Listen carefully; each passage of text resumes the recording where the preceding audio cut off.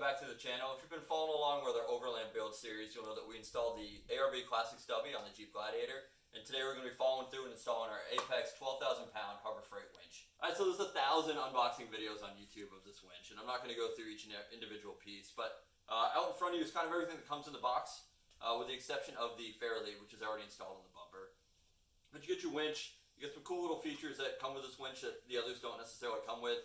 You got your cable savers for winching around rocks and tree stumps, a wireless remote with a wired option, and then different brackets to relocate your top control box, and then everything in between for mounting, as well as the fairlead, which you don't see on this table. It's currently installed on the ARB Classic Stubby Bumper as of right now. So the tools you're going to need are super basic, super simple, right? You're going to need a screwdriver of both flavors, the Phillips and the flathead, for removing the airbox, a ratchet, an extension, a 16 millimeter to mount the winch to the ARB Stubby Bumper, a 10 millimeter for the airbox. We're going to remove the airbox so we have better access to route the cables to the battery connections, and then a 13 millimeter, which is used for dropping the skid plate for the steering components. That's going to give us better access to get those cables underneath so they're not as unsightly and they're well protected from water, branches, rocks, anything that might interfere with the operation of the winch itself. So the winch comes with the power cable, the positive cable already installed. You have a smaller ground wire to the control box here, and that's going to get installed in this stud. Also needs to get installed in the stud is your negative cable, your ground. It's going to go right to your battery. So what I'm going to do to try to keep this out of the way and kind of loose is wrap it around this power cable, and I'll zip tie this or electrical tape it down so it's out of the way. And then we're going to go ahead and install this right on here. This power stud. Alright, so once we get the ground to the control box installed, we're going to go ahead and install our battery terminal negative cable. So we're going to go around that stud as well, run the included washer and included nut right on that stud. Now we don't want to over tighten this, we just want to get nice and snug. If we over tighten it, we're going to run the risk of snapping that stud right off, and that is not going to be good for this winch. Alright, to drive this bolt down on the stud, you're going to need your 13 millimeter. We're just going to tighten it down so it's snug, but not over tight. Like I said, we don't want to snap that stud clean off the winch. Alright, so once your cables are attached, you're going to go ahead and slide these square nuts into the feet of the winch. That's going to allow you to securely attach it to your bumper itself. So just go in these little slots, and you just line up the holes, simple as that. There's no attaching hardware on the top of here. It all goes down at the bottom. And try not to loosen.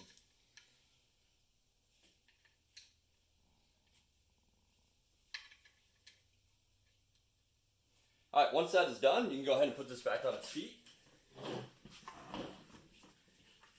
I recommend cutting the zip tie that's holding the cable to itself so we can route that through the fairlead when we go over to the bumper.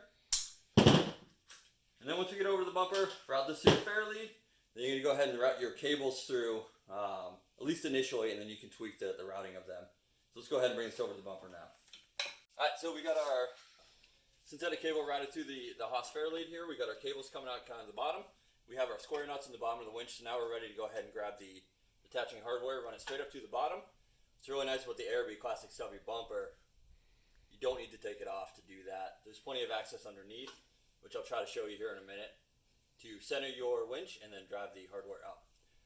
The instructions for the Stubby Bumper say that sometimes you'll have to trim the horns for the bumper mounts themselves.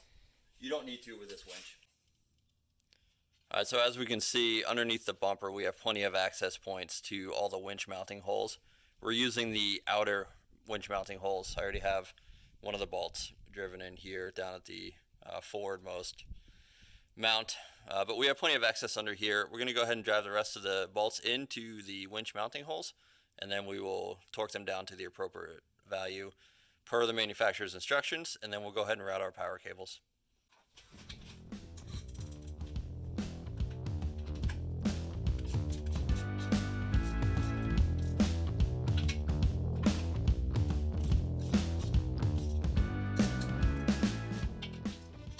Alright, so Harbor Freight, with their supplied hardware, is calling for the winch mounting bolts to be 33 foot-pounds, 30 to 33 foot-pounds.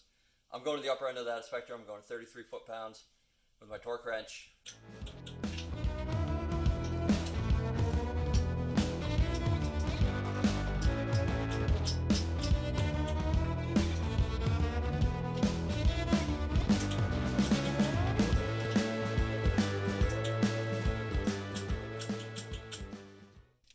anything too intrusive here, we're going to remove this 10mm bolt that holds the airbox down, and this clamp that holds the airbox to the air hose, and that's it. Just gives us access so we can route our cables really clean and tucked up out of the way to the battery themselves.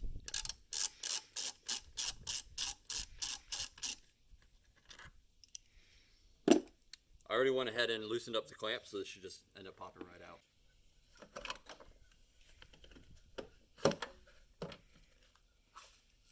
So we chose to route through the passenger side frame. There's a gap down there by the radiator that allows for both these cables to come right up. So we routed up and around the outside perimeter of where the airbox is going to sit. I think that's going to give us plenty of clearance.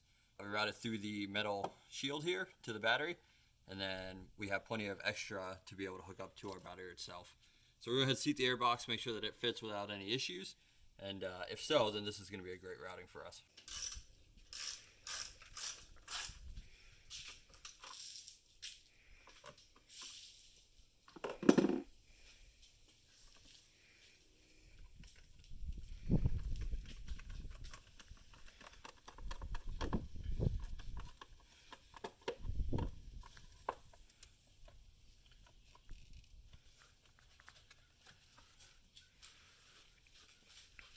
Alright, so the one that came pre-installed, the one that has the corrugated plastic over the cable, is going to be your power cable.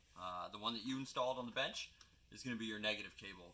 The red is power, the plus sign on your battery, and the black is your negative. As we do this, we want to do this safely, right? We don't want to cause any sparks or anything like that and cause the battery to explode. I'm no professional, don't take my advice as being professional, but this is just what I do in my driveway, right? So I'm going to attach the negative first so we have a good ground so I don't become the ground, and then we'll go ahead and attach the power cable to the winch.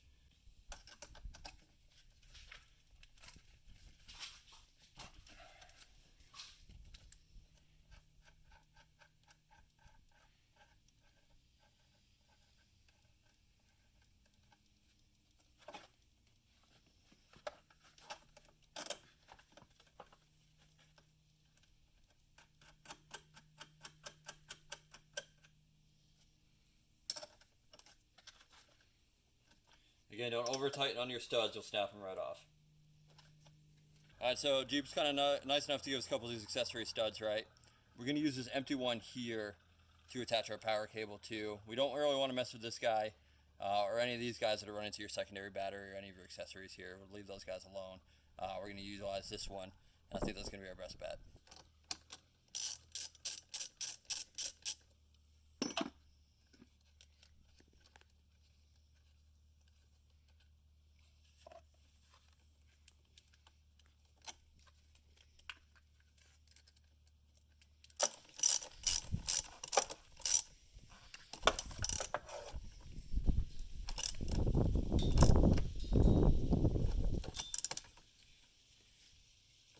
Alright, so that's it. Winch is installed.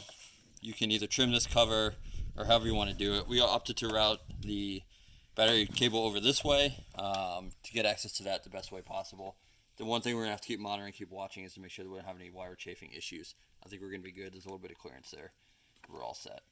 Alright, winch is mounted and torqued. Fairlead's mounted and torqued. Power cables are installed on the battery. So the last thing left to do is kind of run some of your synthetic cable out. You're going to install your hook, whatever hook you're deciding to use. We're going to use the one that came with the winch. Hold a cotter key down here at the bottom. Pull the cotter key. The main axle part comes out. And we're going to install hook and flap up. And axle part down, so the cotter key is at the bottom. Install your cotter key back in. Go ahead and push out your edges, your ends.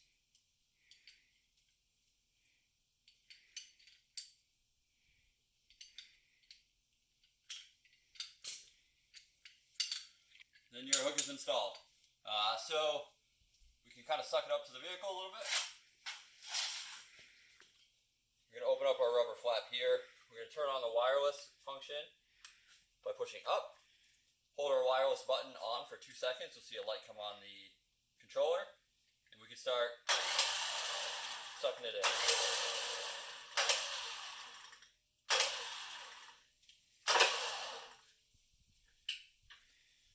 Voila, winch is installed, winch is up. It's operational, obviously. We got to do the winding procedures. As we're on the final step of the winch installation, we're currently hooked up to a tree. This is arguably one of the most important steps, is to pre-tension your winch after the installation. The Apex winch comes pre-wound, but you still have to pull that cable out. So you have about 5 rolls left on the drum. And then you're going to put the Jeep in neutral and just kind of let the weight carry it back as we winch forward so we can properly wind that drum. What that does is it allows for no slippage for the first time you use your cable. It gives you a chance to inspect your cable. And if you're using a steel cable, it allows you to set the shape of that steel cable so you can safely pull when you need to pull.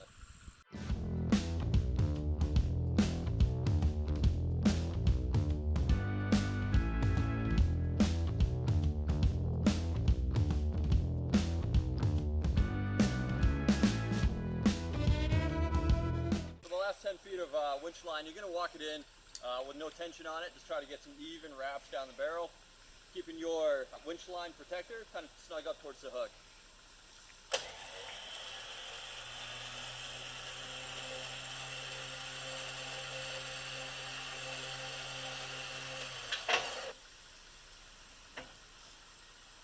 And that's it. Winch is completely installed, pre-tensioned, ready for your first use, ready for your first pull. Hopefully you don't need it anytime soon.